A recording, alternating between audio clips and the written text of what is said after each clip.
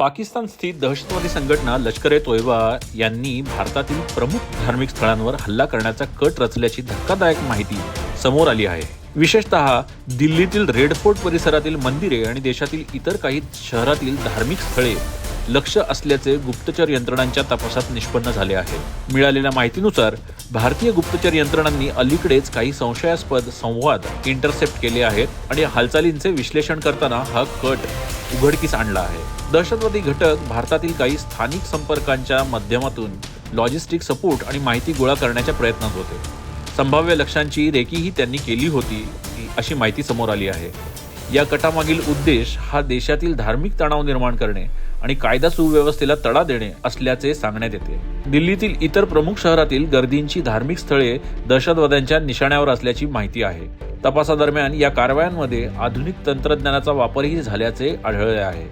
Encrypted communication apps, digital व्यवहार आणि social मीडियाच्या माध्यमातून माहितीची देवाणघेवाण करण्यात आलेली आहे असे संकेत मिळाले आहेत। दरम्यान सुरक्षा यंत्रणांनी तात्काळ हालचाली करत संशयितांवर नजर ठेवण्यास सुरुवात केली आहे आणि संभाव्य लक्ष्यस्थळी सुरक्षा व्यवस्था कडक करण्यात आली आहे।